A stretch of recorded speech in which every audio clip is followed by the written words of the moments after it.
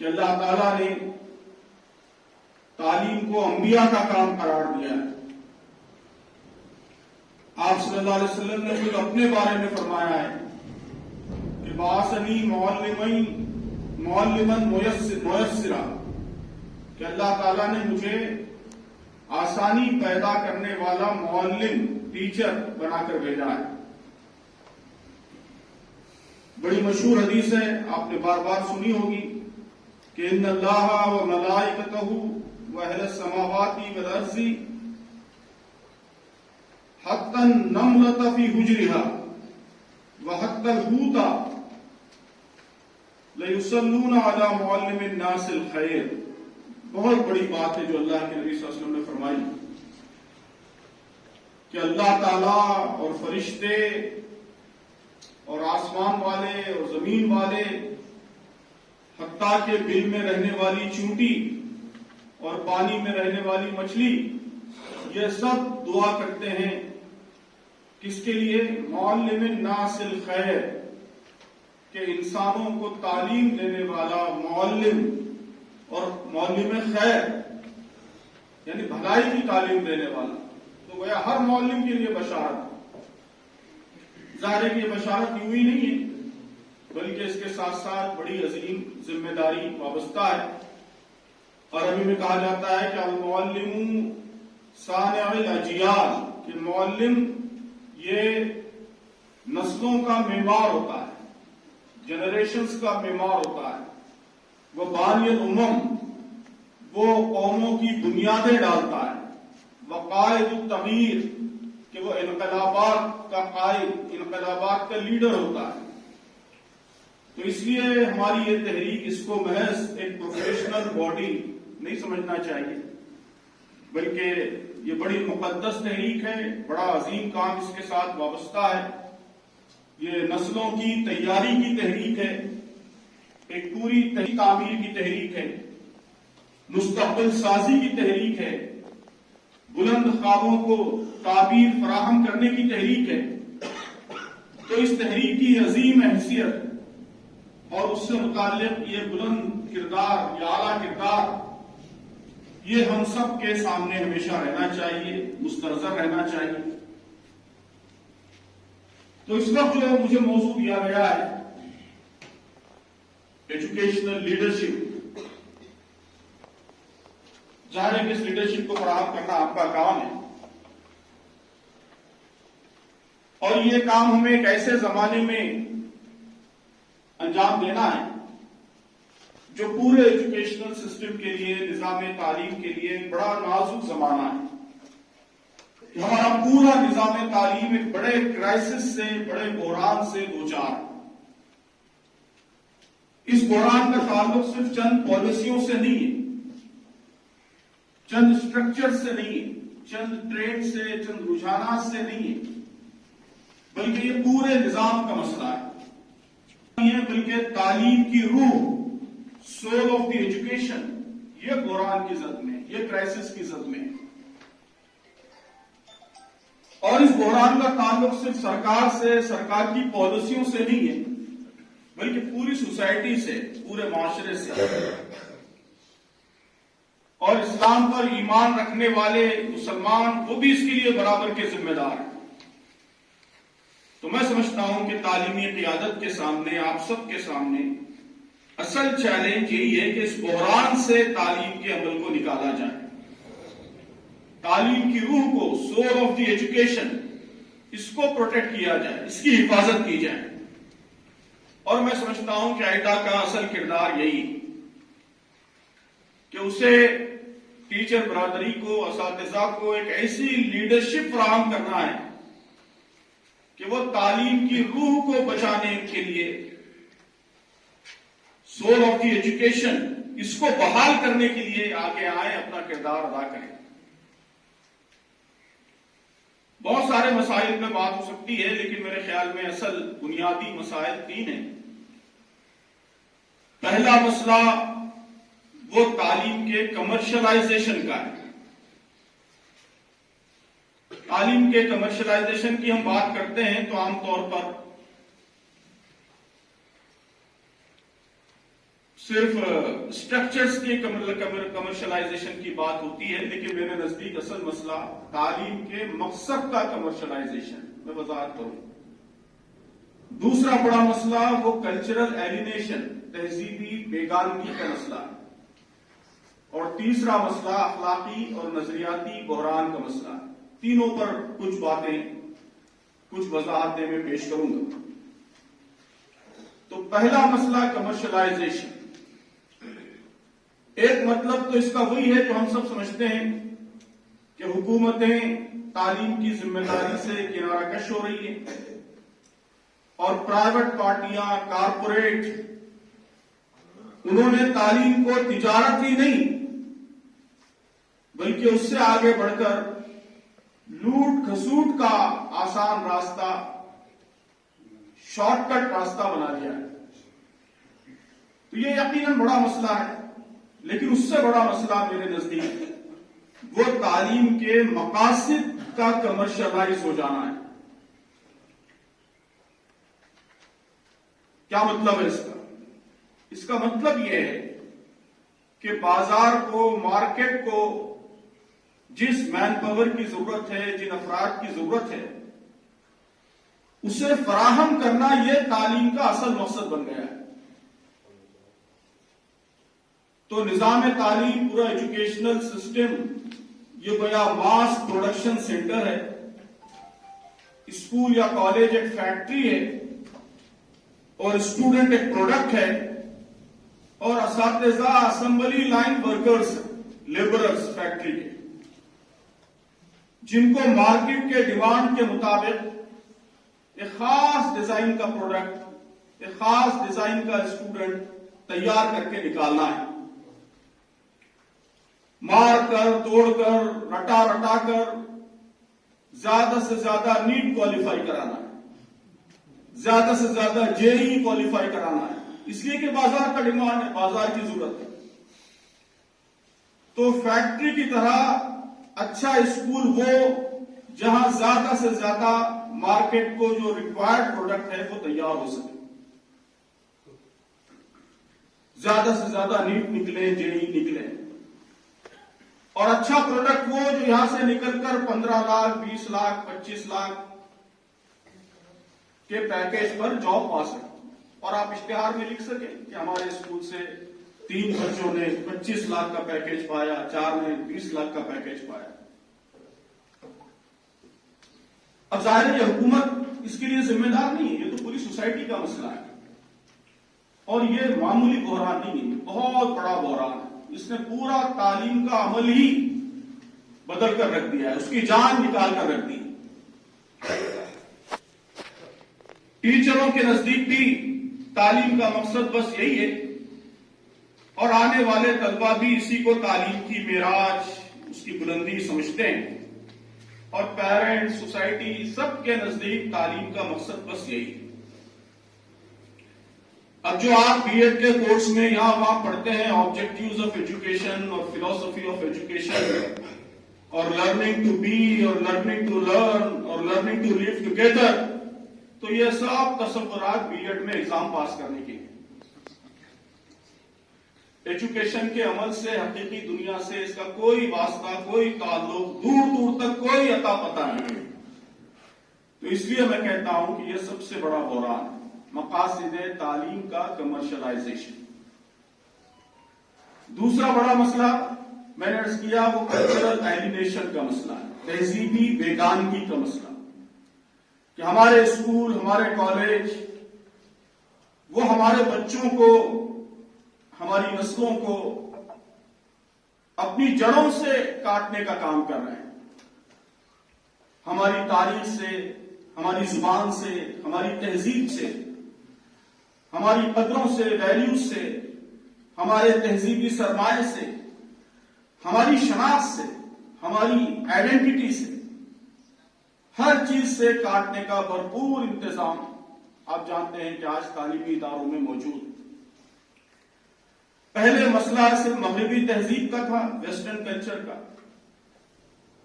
Liberal تہذیب کا، جو ہمارے نظام تعلیم پر پوری طرح حاوی تھی۔ لیکن اب آپ دیکھ رہے ہیں کہ اس ملک کی جو مشرکانہ تہذیب ہے وہ اور زیادہ جارحیت کے ساتھ اور زیادہ ایگریسو طریقے سے پورے تعلیمی نظام کو اپنی گرفت میں لینا چاہتی ہے اور ہمارے بچوں کو کڈنیپ کرنا چاہتی ہے. ہمارے بچوں کو کڈنیپ کرنے کا، نسلوں کے اغوا کا جو انتظام یہاں کیا جا رہا ہے، تو یہ بڑا خطرناک چیلنج ہے جو پوری ایجوکیشنل لیڈرشپ کے سامنے ہے. ہمارے بچے ایک ایسی دنیا میں اپنی زندگی گزارنے پر مجبور ہیں جہاں ان کی روح قید ہے، ان کی سوچ، ان کی فکر قید ہے، ان کے تصورات پر تک پہرے ہیں. صرف ان کے جسم نہیں بلکہ افکار اور خیالات تک قید میں. اور یہ قید کی بدترین شکل ہے کہ ایک پرزنر جو جیل کے اندر بند ہے اس کا بھی صرف جسم بند ہوتا ہے، اس کا خیال آزاد ہوتا ہے، سوچ آزاد ہوتی ہے. لیکن ہمارے بچوں کو جو قید اس نظام تعلیم کی وجہ سے مل رہی ہے وہ ایسی قید ہے جہاں جسمی نہیں ذہن میں قید ہے. اکبر الہ آبادی نے کہا تھا، آپ سب نے بار بار سنا ہے کہ یوں قتل سے وہ بچوں کے بدنام نہ ہوتا، افسوس کے فرعون کو کالج کی نہ سوجی. تو ہمارے دور کے فرعونوں کو کالجوں کے علاوہ بھی بہت کچھ سوجا ہے. انہیں ٹیکنالوجی سوجی ہے، گیمز سوجے ہیں، ریلز اور شارٹس سوجے ہیں، انسٹاگرام سوجا ہے، کیریئر کی دوڑ سوجی ہے، معاش کی فکر سوجی ہے. تو بچوں کا قتل جتنا آسان آج ہو گیا ہے وہ تاریخ میں اس سے پہلے کبھی نہیں تھا. تو یہ کلچرل ایلیینیشن کا مسئلہ. تیسرا مسئلہ میں نے عرض کیا کہ وہ آئیڈیالوجیکل اور مورل کرائسس، اخلاقی اور نظریاتی بحران کا مسئلہ ہے کہ ہمارا پورا ایجوکیشنل سسٹم وہ اخلاق کے، فکر کے، نظریے کے محور سے، اس کے ایکسس سے ایلینیٹ ہو چکا ہے، محروم ہو چکا ہے. شخصیت کی تعمیر، ہمہ جہت تعمیر اب تعلیم کا مقصد نہیں رہا. نظام تعلیم اب طلبہ کے ضمیر کو بیدار کرنے کا، اسے سینسٹائز کرنے کا، حساس بنانے کا ذریعہ نہیں رہا. تو ہمارے طلبہ اب کالجوں سے انقلابی مقاصد کے ساتھ نہیں نکلتے. دنیا کو بہتر بنانے کا خواب اور سویلائزیشن کا ایک متبادل ویژن یہ انہیں بے چین نہیں رکھتا. پہلے آپ جانتے ہیں کہ کالج اور یونیورسٹیاں وہ ساری ریولوشنری موومنٹس کے، انقلابی تحریکوں کے مراکز ہوا کرتے ہیں. یہ بے چین روحوں کے مراکز سمجھے جاتے ہیں. ٹھنڈے سے ٹھنڈا انسان بھی اگر ہے تو وہ بھی کم سے کم کالج کے زمانے میں، طالب علمی کے زمانے میں اس کے دل کے اندر کچھ کر گزرنے کا، سب کچھ بدل ڈالنے کا ایک آگ اس کے دل کے اندر لگی رہتی. لیکن اب آپ دیکھ رہے ہیں کہ ایسا نہیں، پورا منظرنامہ بدل گیا ہے. یہ جو اخلاقی حس پیدا کرنے کا عمل ہے اس سے ہمارا پورا نظام تعلیم وہ ڈسکنیکٹ ہو چکا ہے. تو یہ مختصر پس منظر میں نے بیان کیا 3 نکات کے تحت. تو ہماری اس تحریک کو، آئیٹا کو، اساتذہ کی تحریک کو اس صورتحال کو بدلنے میں اہم کردار ادا کرنا ہے. یہی مطلب ہے ایجوکیشنل لیڈرشپ. نظام تعلیم یہ اصلاً اساتذہ ہی کا نام، باقی ساری چیزیں سیکنڈری، چاہے وہ حکومتوں کی پالیسیاں ہوں یا سلیبس ہو، کریکولم ہو، لاز اور قوانین ہوں، بلڈنگ ہو، انفراسٹرکچر ہو، فیسلٹیز ہوں، یہ ساری چیزیں سیکنڈری. سب سے امپورٹنٹ چیز وہ اساتذہ. اگر یہ ساری چیزیں خراب ہوں لیکن ایک اچھا ٹیچر ہو تو وہ سب کو قابو میں کر سکتا ہے. لیکن سب چیزیں میسر ہوں لیکن ٹیچر اچھے نہ ہوں تو پھر وہ نظام کبھی صحیح نہیں ہو سکتا.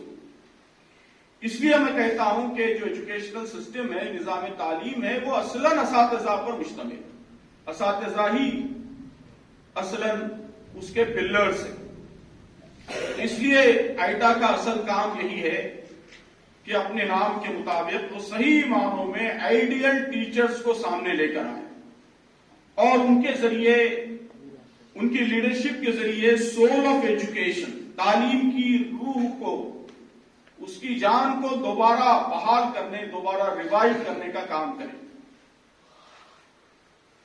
میں ہمیشہ کہتا ہوں کہ اسکول اور کالج یہ کمار کے کارخانے نہ رہیں، کمار جہاں ایک ہی سائز اور ایک ہی شیپ کے بے جان گھڑے وہ مارکیٹ کی ضرورت کے مطابق گھڑے جاتے ہیں، بلکہ وہ ایسے خوبصورت گارڈن، باغ، گلستان بن جائیں جہاں ہر پودے کی نگہداشت ہوتی ہے اور ہر پودے کو اس کے پوٹینشیلز کو کمال تک پہنچایا جاتا ہے۔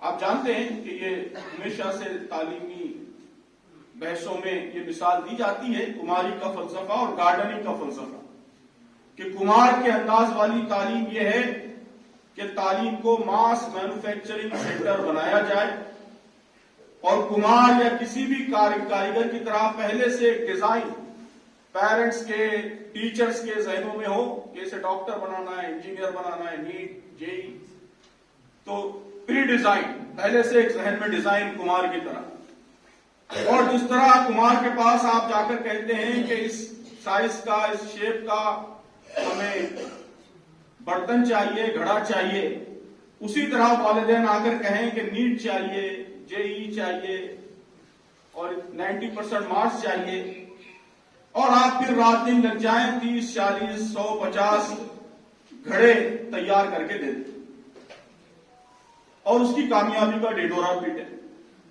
تو یہ کماری کے انداز والی تعلیم۔ اس کے مقابلے میں گارڈننگ کے انداز والی تعلیم یہ ہے کہ گارڈنر کے سامنے کوئی مخصوص ڈیزائن نہیں ہوتا، وہ پہلے طے نہیں کرتا کہ یہاں جو درخت لگے گا وہ ایسا ایسا ہو، بلکہ گارڈننگ کا فلسفہ یہ ہے کہ جو پودا جیسا ہے ویسا اسے قبول کیا جائے اور دیکھا جائے کہ اس کے پوٹینشیلز کیا ہے اصل، اور جو پوٹینشیلز ہیں ان کو کمال تک پہنچایا جائے۔ آم کا درخت ہے تو دیکھا جائے کہ اس کو کیسی مٹی چاہیے اور کیسا پانی چاہیے، کس قسم کی نگہداشت چاہیے، کیا پروٹیکشن چاہیے، اور پھر کوشش کی جائے کہ یہ درخت اچھے سے اچھا آم پیدا کرے۔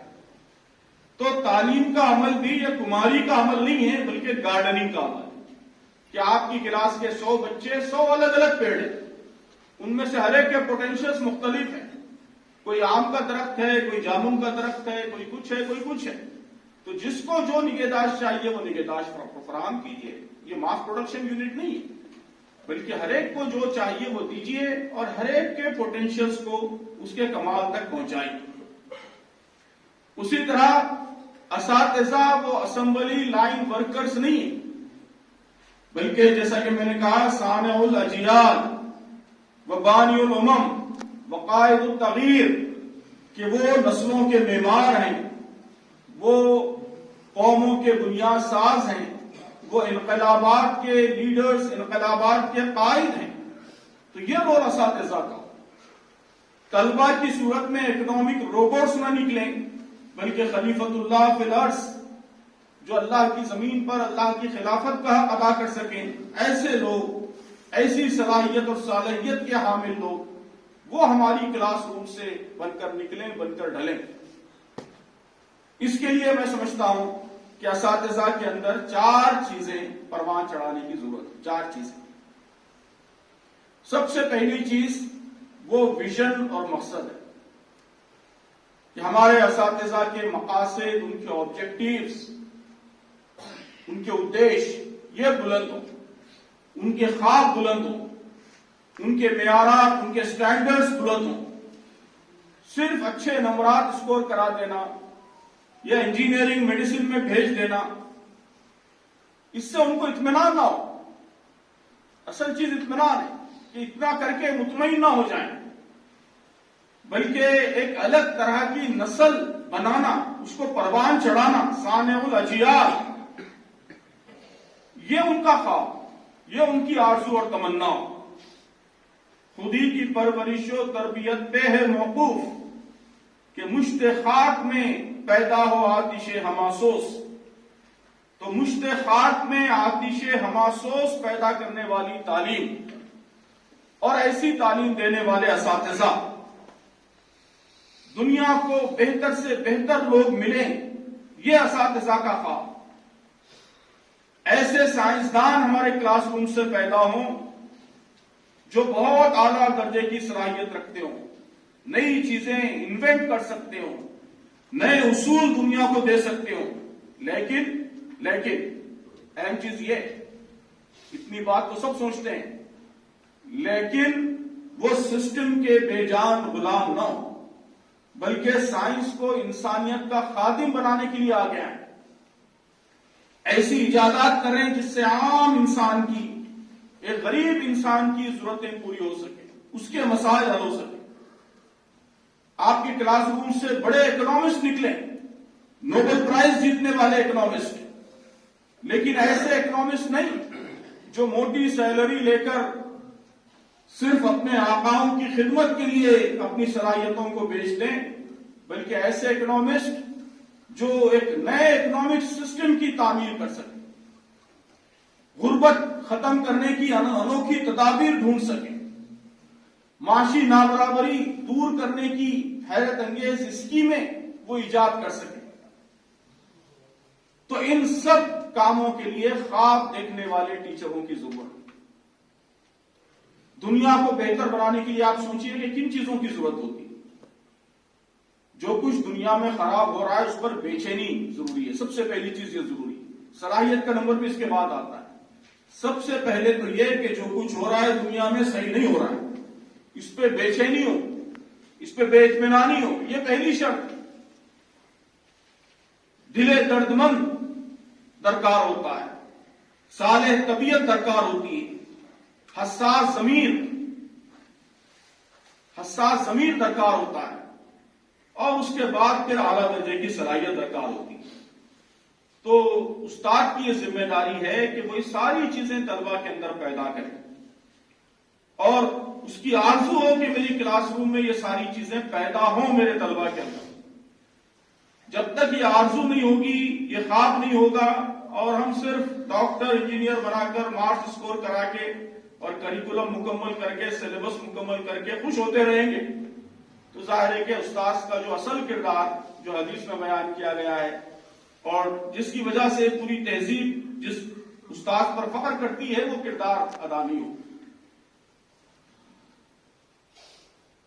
تو میں ہمیشہ ٹرانسفارمیشنل ٹیچرز یہ لفظ استعمال کرتا ہوں، ہو سکتا ہے آپ کی محفلوں میں بھی کر چکا ہوں۔ وہ ٹیچر جو انسپائر کرتے ہیں، جو شوق اور دیوانگی پیدا کرتے ہیں، کچھ کر گزرنے کا، کچھ بننے کا جنون پیدا کرتے ہیں، جن سے ملنے کے بعد بچے بے چین ہو جاتے ہیں، ان کے شوق کو گویا ہوا لگ جاتی ہے، پر لگ جاتے ہیں، جو خوابوں کو بلند کرتے ہیں، انرجی پھیلاتے ہیں، حوصلہ پیدا کرتے ہیں، امنگ پیدا کرتے ہیں، بچوں کی خود اعتمادی بڑھاتے ہیں، یہ یقین پیدا کرتے ہیں کہ وہ بہت کچھ کر سکتے ہیں، دنیا کو بدل سکتے ہیں، بلندیوں پر پہنچ سکتے ہیں۔ تو یہ پہلی چیز ہے، خواب، آرزو۔ دوسری چیز وہ ویلیوز اور تہذیبی قدریں۔ میں نے عرض کیا کہ یہ بھی ہمارے نظام تعلیم کا بہت بڑا کرائسس ہے۔ آج دنیا نے، ہمارے تعلیمی نظام نے، اس کا سب سے بڑا بحران یہ ہے، سب سے بڑا مسئلہ یہ ہے کہ اس نے خدا کو، پیدا کرنے والے کو، خالق و مالک کو، اس کو پورے نظام سے باہر کر دیا ہے۔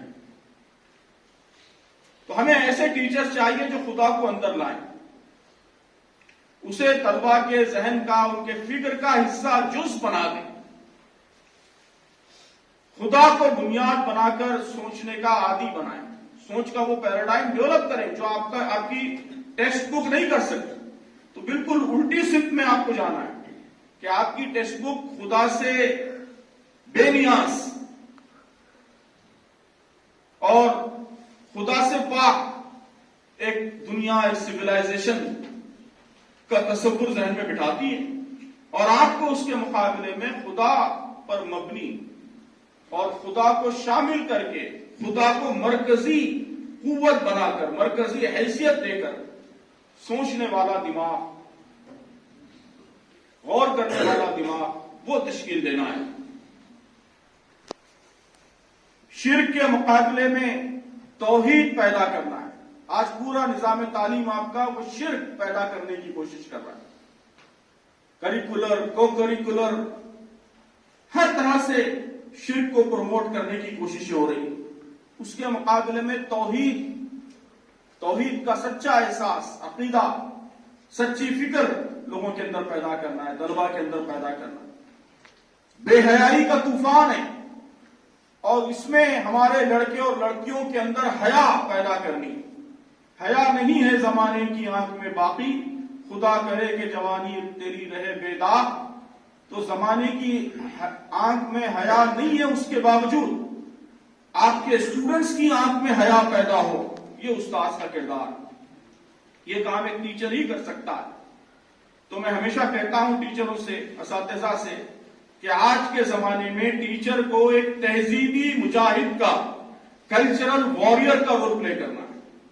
کلچرل وارئر، تہذیبی مجاہد، کہ اپنی تہذیب کی بقا، اس کا تحفظ، قدروں کا تحفظ، یہ ہمیں اس رول کو کلاس روم میں انجام دینا ہے جہاں بھی یہ رول ہم کو ملا ہے. تو یہ بہت بڑا کام، بہت بڑی ذمہ داری ہے جو ہمارے زمانے نے ٹیچروں پر ڈالی ہے. اور آئٹا کا اہم کام یہ ہے کہ ٹیچروں کے اس رول کو ریوائیو کیا جائے، زندہ کیا جائے. تو پہلی چیز مقصد، دوسری چیز ویلیوز اور تہذیبی قدریں، تیسری چیز پرفیکشن، معیار، کمال، کہ ہمارے اساتذہ کو بہتر سے بہتر، اعلیٰ سے اعلیٰ، معیاری سے معیاری کی جستجو میں رہنا ہے. یہ اسلام کا حکم ہے. ان اللہ کتب الاحسان علی کل شیء. اللہ کے نبی صلی اللہ علیہ وسلم نے فرمایا کہ اللہ تعالیٰ نے ہر چیز میں احسان کو، پرفیکشن کو، معیار کو، کوالٹی کو فرض کیا ہے. کتبہ، جو لوگ عربی جانتے ہیں وہ سمجھتے ہیں کہ کتبہ کا لفظ یہ ایک بہت اہم فریضے کو بیان کرنے کے لیے آتا ہے. تو ان اللہ کتب الاحسان علی کل شیء، کہ اللہ تعالیٰ نے ہر چیز میں کوالٹی کو، معیار کو، پرفیکشن کو فرض کیا ہے. آپ صلی اللہ علیہ وسلم نے مثال دے کے اور بات واضح کر دی کہ وَإِذَا ذَبَحْتُمْ فَأَحْسِنُوا الذَّبْحَ، کہ اگر تم مرغی ذبح کرو تو اسے بھی کوالٹی کے ساتھ، پرفیکشن کے ساتھ، معیاری طریقے سے ذبح کرو. یعنی چھوٹے سے چھوٹا کام بھی کرو تو کوالٹی والا کام کرو. تو نسلوں کی تعمیر کا کام، تہذیب کی تعمیر کا کام، اس کام میں کمتر کوالٹی پر اسلام کیسے تیار ہو سکتا ہے؟ اس میں تو کبھی لو کوالٹی یا قابل برداشت ہی نہیں ہو سکتی. تعلیم ہمارے زمانے میں ایک بہت ہی پیچیدہ عمل بن گیا ہے. ملٹی ڈسپلنری ٹیلنٹ چاہیے، کہ نفسیات کا علم چاہیے، فلسفے کا علم چاہیے، ٹیکنالوجی کا علم چاہیے، نیورو سائنس کا علم چاہیے، بیہیویئرل سائنس کا علم چاہیے، وغیرہ وغیرہ. تو ان سب علوم سے ہم کو آراستہ ہونا ہے. ٹیچر کا رول بدل گیا ہے کہ اب ٹیچر کا رول صرف نالج ٹرانسفر تک محدود نہیں ہے. نالج جتنا آپ کو ہے اور جو کچھ نالج کا ایکسس آپ کو ہے، آپ کے 6 سال کے گریڈ 1 کے بچے کو شاید اس سے زیادہ ہے. کئی جگہ اس کے ٹیب میں سارا نالج موجود ہے. آپ سے زیادہ تیزی سے گوگل میں سرچ بھی کر سکتا ہے، معلومات بھی نکال لے سکتا ہے. تو نالج ٹرانسفر کا جو رول تھا پہلے، وہ رول اب نہیں رہا. تو آج ٹیچر اصل کوچ ہے، کاؤنسلر ہے، گائیڈ ہے، مینٹور ہے، مربی ہے. اسے صرف معلومات دینے کا کام نہیں کرنا ہے بلکہ پوری شخصیت بنانے کا کام کرنا ہے. یہ کام کر رہے ہیں آپ تو ریلیونٹ ہے، ورنہ صرف نالج ٹرانسفر کا کام وہ گوگل آپ سے بہتر کر سکتا ہے. اور چیٹ جی پی ٹی تو پورے ہندوستان کے سارے اساتذہ مل جائیں تب بھی اس کا مقابلہ نہیں کر سکتا. بہت اچھا کر سکتا اگر صرف نالج ٹرانسفر. لیکن ظاہر ہے chat G P T character نہیں بنا سکتا، پرسنالٹی کی تعمیر نہیں کر سکتا، شخصیت نہیں بنا سکتا، خوابوں کو بلند نہیں کر سکتا، ضمیر کو بیدار نہیں کر سکتا. تو یہ کام اصلاً ٹیچر کا ہے، وہ کام جو ٹیکنالوجی نہیں کر سکتی. تو اصلاً وہی کام آج ٹیچر کا کام ہے. تو اس کام کو بہترین کوالٹی کے ساتھ انجام دینا، اس کے عادی ہو جائیں اساتذہ، یہ تحریک ہم کو چلانی۔ صرف کتاب میں موجود الفاظ سکھانا نہیں ہے، بلکہ کتاب کے مصنف کے ذہن میں موجود خیال تک، تھاٹ تک طالب علم کو پہنچانا، یہ ٹیچر کا کام۔ مصنف کا جو تھاٹ پروسیس ہے وہ طالب علم کا تھاٹ پروسیس بن جائے، ہمارا طالب علم وہ سوچنے کے لائق بن جائے، وہ کریٹیو آئیڈیاز جنریٹ کرنے کے لائق بن جائے۔ کہ آج کی دنیا کہا جاتا ہے کہ انوویشن کی دنیا ہے، انوویشن، نئی ایجادات، نئے نئے آئیڈیاز، کریٹیوٹی۔ اور یہ بات میں ہمیشہ کہتا ہوں کہ آج امت مسلمہ کی بڑی ضرورت، تحریکوں کی بڑی ضرورت، وہ ہے fusion of faith and innovation, کہ انوویشن کا رشتہ ہمارے ایمان سے، ہمارے عقیدے سے، ہمارے ورلڈ ویو سے جڑے، ہمارے ورلڈ ویو کے مطابق، ہمارے عقیدے کے مطابق، ہماری ویلیوز کے مطابق انوویشنز ہوں، نئی چیزیں ایجاد ہوں۔ Fusion of the dream of a new civilization and innovation, ایک نئی تہذیب، ایک نئے تمدن کے خواب کا رشتہ وہ انوویشن سے جڑے۔ تو یہ سب ہماری ضرورتیں، ان ضرورتوں کی تکمیل کے لیے ہم سب آپ اساتذہ کی طرف دیکھ رہے ہیں کہ آپ کے کلاس رومز ہی میں وہ بچے تیار ہوں گے جو ہماری ان ضرورتوں کی تکمیل کر سکیں۔ تو اس کے لیے ماحول بنانا یہ اہم ترین کام۔ چوتھی اور آخری چیز اور سب سے اہم چیز وہ احساس ذمہ داری، سینس آف ریسپانسبلٹی، یہ سب سے اہم ہے۔ اور میں سمجھتا ہوں کہ آج ایک بہت بڑی، بہت طاقتور موومنٹ کی ضرورت ہے کہ ہمارے اساتذہ کے اندر احساس ذمہ داری کو بڑھایا جائے۔ اس سے پہلے بھی میں نے کسی ایٹا کے جلسے میں یہ بات کہی تھی کہ آپ ایک سپاہی کا تصور کیجئے، ایک سولجر جو عین جنگ کے زمانے میں دشمن کے چاروں طرفہ حملے ہو رہے ہیں، بم گر رہے ہیں اور سرحدیں خطرے میں ہیں، ایسے زمانے میں سرحد پر اس کو مقرر کیا گیا ہے، بارڈر پر مقرر کیا گیا ہے۔ آپ اس کے دل کی، دماغ کی کیفیت محسوس کیجئے، اس کے احساس ذمہ داری کی کیفیت محسوس کیجئے۔ کیا وہ ایک سیکنڈ غافل رہ سکتا ہے؟ وہ جان دے دے گا لیکن ذمہ داری سے ایک لمحے کے لیے پہلو تہی نہیں کرے گا۔ تو محترم اساتذہ اکرام، آج اس سپاہی سے زیادہ احساس ذمہ داری رکھنے والے ٹیچرز، اساتذہ ہم کو درکار ہے۔